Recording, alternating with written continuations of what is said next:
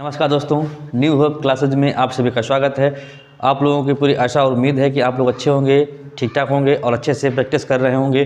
चलिए इसी बीच आप लोगों के लिए हम प्रैक्टिस 2 सेट लेके आए हैं। जहाँ से हमने कल बात की थी 5 क्वेश्चनों की, आज वहीं से हम लेके शुरुआत करेंगे। 5 क्वेश्चनों के बाद आज छठा क्वेश्चन है और 6 नंबर का क्वेश्चन इसमें है। तो देखिए शुरुआत करेंगे। कह रहा है कि ए किसी काम को जो है 80 दिन में कर रहा है और बी उसे 96 दिन में कर रहा है, सी 120 दिन में कर रहा है। अब काम खत्म होने के 10 दिन पहले ए ने काम छोड़ दिया। काम किसने छोड़ा है? ए ने छोड़ा है और वो भी 10 दिन पहले काम छोड़ दिया।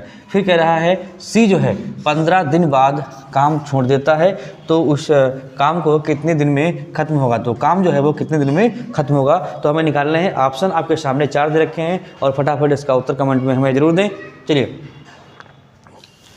इसका उत्तर दें सभी लोग। ये 80 है और बी कितना है? 96 है और सी आपका 120 है। चलिए देखते हैं कैसे सॉल्व करेंगे क्वेश्चन को। चलिए देखते हैं। देखिए हम क्या करें, इसको लें ए को और बी 96। तो ए को हम ले लें, पहले कितना आएगा? 80 दिन आएगा। अगर हम बी की बात करें तो कितना होगा? हमारा 96 है। अगर सी की हम बात करें तो कितना होगा? 120 होगा। अब इसको अगर हल करें हम तो इसको एलसीएम मेथड से इसको हल करेंगे। ठीक है, इसको हल करेंगे, जो एलसीएम मेथड से इसको हल करेंगे। तो 80 और 96 और 120, अब तीनों का अगर हम एलसीएम लें तो इनका जो एलसीएम होगा वो कितना होगा? एलसीएम जो होगा वो 480 होगा। ठीक है, एलसीएम कितना लें इसका? हम 480 लें। और एलसीएम वो संख्या होती है, एलसीएम वो संख्या हम लें जो 80 से भी कट जाए, 96 से कट जाए और 120 से भी कट जाए। ठीक है, वो संख्या एलसीएम होगी जो सभी संख्याओं से वो कट जाए। ठीक है, अब देखते हैं। ये देखिए 80 दिन में 480 काम कर रहा है, तो एक दिन में कितना करेगा? ये कितना हो जाएगा आपका? देखिएगा 12 कितना हो जाएगा? एक दिन में कितना हो जाएगा आपका? 6 हो जाएगा। एक दिन में कितना होगा? 6 होगा। भाई 96 दिन में 480 है, एक दिन में कितना हो जाएगा आपका? बताइए, एक दिन में कितना हो जाएगा आपका? 5 होगा। एक दिन में कितना होगा? 5 होगा। 120 दिन में कितना है? 480 है, तो एक दिन में कितना होगा आपका? एक दिन में जो है आपका 4 काम हो जाएगा। ठीक है, देखिए चलिए देखिए निकलेगा सभी का, निकाल लिया आपने। 80 96 और 120। 80 दिन में 480 है, एक दिन का काम निकाला, कितना आ गया? 6 आ गया। 96 दिन में 480 काम है, एक दिन में कितना आ गया? 5 आ गया। 120 दिन में 480 काम, एक दिन में कितना काम आ गया? 4 दिन काम आ गया। चलिए अब देखते हैं सवाल में क्या करना। 10 दिन पहले किसने काम छोड़ा है? ए ने छोड़ा है। तो ए ने कितने पहले दिन काम छोड़ा है? 10 दिन पहले काम छोड़ा है। तो हम क्या करेंगे, इसको 10 से मल्टीप्लाई करेंगे। कितना हो जाएगा? 60 काम पहले वो छोड़ देगा। ठीक है, अब देखिएगा क्या कह रहा है। 15 दिन बाद किसने काम छोड़ा है? सी ने छोड़ा है। 15 दिन बाद काम किसने छोड़ा है? सी ने छोड़ा है। तो काम कितना हो जाएगा? 60 ये काम छोड़ देगा। ठीक है, और एक बात समझिएगा सभी लोग ध्यान से। अब देखिए अगर पहले और बाद वाला कॉन्सेप्ट कोई है, पहले और बाद वाला अगर कॉन्सेप्ट है तो ध्यान रखना, हमेशा किसी भी प्रकार का सवाल ऐसे अगर आए तो बाद वाले को जो हम ओवरऑल जब भी हम इनको सबको जोड़ेंगे तो बाद वाले को हम नहीं जोड़ते हैं और पहले वाले को हम क्या करेंगे? जोड़ लेंगे। ठीक है, तो अब देखिएगा, अब किसने? सी ने काम छोड़ा है, 15 दिन के बाद काम छोड़ा है, तो सी को हम नहीं गिनेंगे। सी को हम नहीं गिनते हैं, केवल 2 को खाली गिन लीजिएगा। कितना हो जाएगा? 6 5 कितना हो जाएगा? 11 हो जाएगा। ठीक है, कितना हो गया? 11 हो गया। और जिसने पहले काम छोड़ा है, जो भी काम उसका होगा हम टोटल में उसको जोड़ लेंगे। टोटल कितना हमारा दे रखा है? 480 है। 480 में क्या करेंगे? उसको हम जोड़ लेंगे 60 को।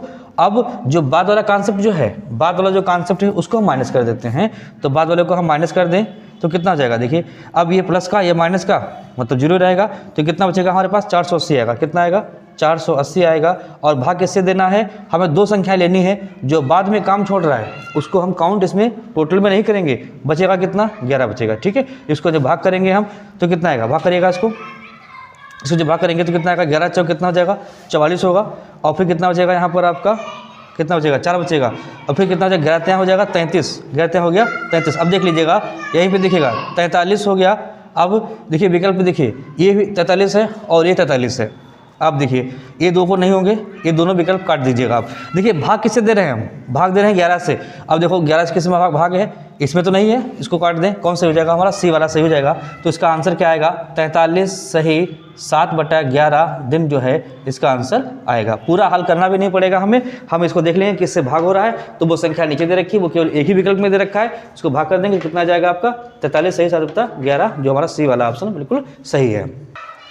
चलिए चलते हैं नेक्स्ट क्वेश्चन की तरफ। देखो क्वेश्चन क्या कह रहा है, कह रहा है एक शहर की जनसंख्या पहले वर्ष में कितनी 12.5% बढ़ती है और दूसरे वर्ष में 22.2/9% बढ़ती है, और जबकि कह रहा है कि तीसरे वर्ष में 14.2/7% घटती है। यदि 3 साल पहले की बात कर रहा है, जनसंख्या थी 56,000, तो कह रहा है कि वर्तमान जनसंख्या कितनी होगी। आपके सामने ऑप्शन लिखे हैं 4, जल्दी से फटाफट बताइए कमेंट में क्या ऑप्शन होगा इसका, कौन सही विकल्प होगा इसका।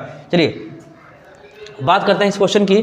देखिए कह रहा है कि प्रथम वर्ष पहले वर्ष में कितनी बढ़ रही है 12.5%, तो हम पहले वर्ष की बात करें तो कितना हो जाएगा 12.5%। 12.5% का मतलब कितना हो जाएगा 1/8 हो जाएगा। हमने जब परसेंटेज पढ़ाया था आप लोगों को, उसमें बताया कि परसेंटेज से कैसे बदलेंगे फ्रैक्शन में और फ्रैक्शन से कैसे बदलेंगे परसेंटेज में, तो कितना हो जाएगा 1/8 हो जाएगा। अब अगर बात करें हम सेकंड वर्ष मतलब दूसरे वर्ष की अगर हम बात करें तो 22.2/9% बढ़ती है।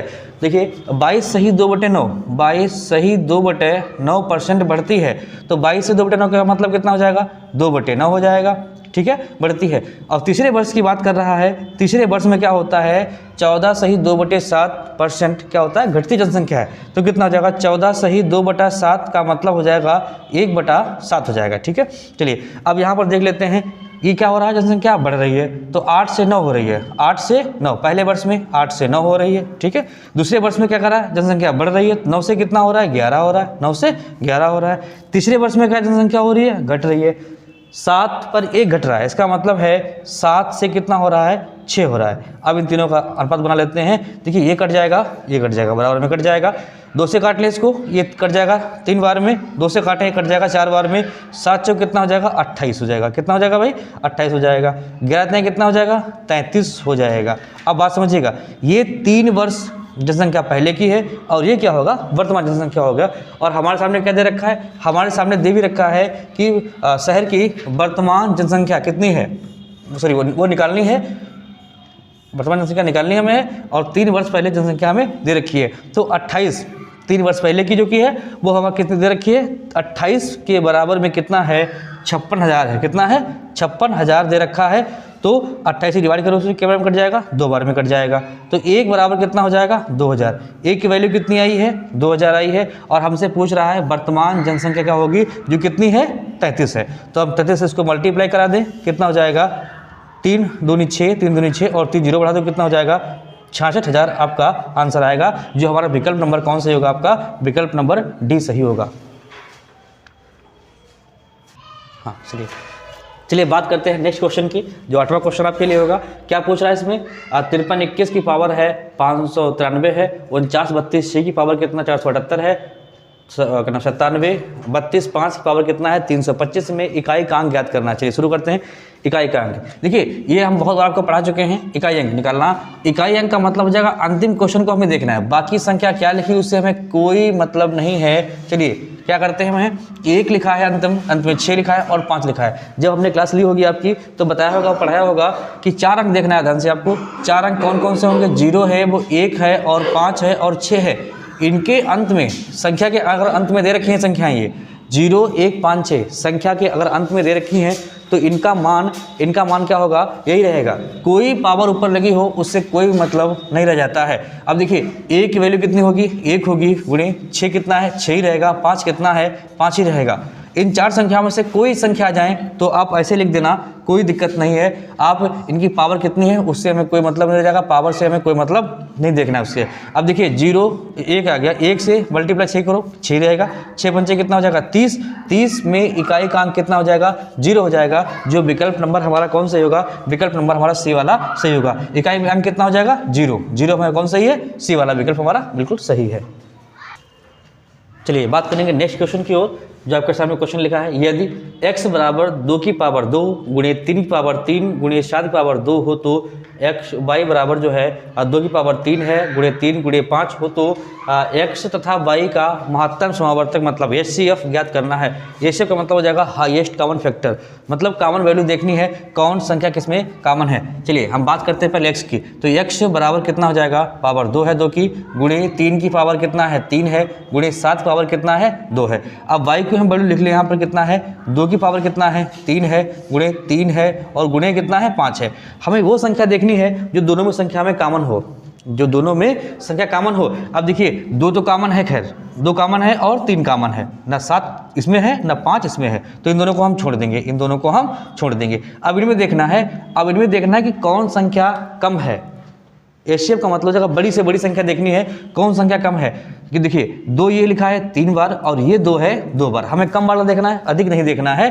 तो क्या हो जाएगा 2 3 बार, ये 2 2 बार, तो हम कम वाला लेंगे, 2 2 बार लेंगे। अब इसमें देखें 3 लिखा है 3 बार और 3 लिखा है 1 बार, हमें कम ही देखना है तो हम कम लेंगे। तो कौन सा देखेंगे, हम 3 ले लेंगे। तो यही हमारा क्या होगा, आंसर हो गया, जो कि विकल्प नंबर हमारा ए वाला बिल्कुल सही है।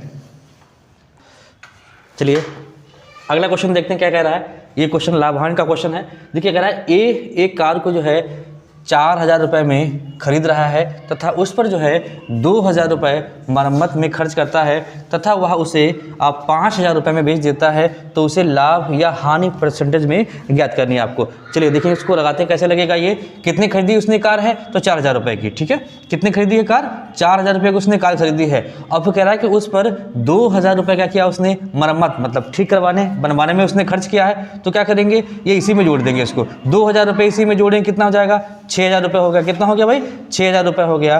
अब कह रहा है कि उस कार को उसने जो है कितने बेचा है, 5000 में उसने बेच दिया है। अब कार को उसने बेचा कितने में है, 5000 में। कितने बेचा उसने, 5000 रुपये में उसे बेच दिया है। ये खरीदा का मतलब हो जाएगा कॉस्ट प्राइस हो जाएगा हमारा, और बेचना का मतलब क्या हो जाएगा, एसपी कितना हो जाएगा हमारा, हो जाएगा 5000। एक बात समझिए सभी लोग, अब कोई वस्तु हमने कितने में खरीदी है, 6000 में, बेची कितने हैं, 5000 में बेच दिया हमने। तो जाहिर सी बात है 6000 रुपये में खरीद कर 5 में बेच दी, तो हमें क्या होगा, लाभ होगा या हानि होगा। तो जाहिर सी बात है हमें क्या होगा, हानि होगी हमें। अब हानि अगर होगी, हानि परसेंटेज में अगर पूछ रहा है हमसे, तो हानि कितने की देख लीजिएगा। यहाँ पर 6000 की बेच रहा है, खरीद रहा है, कितने की बेच रहा है, 5000 रुपये की। तो हानि कितने की हो गई, 1000 रुपये की हानि है। हानि है कितने से, 5 या 6 से, तो हमारी है 6000 से। हानि हमारी हो गई 6000 से, इंटू कितना हो जाएगा 100। तो 3 जीरो कट जाएंगे, ये 3 जीरो ये कट जाएंगे। अब देखिए इसको कटे 50 बार में, 2 बार में कट जाएगा ये, और 2 बार में कटे बचेगा 3। तो यहाँ कितना बचा, 50 बटे कितना हो जाएगा आपका, 3 हो जाएगा।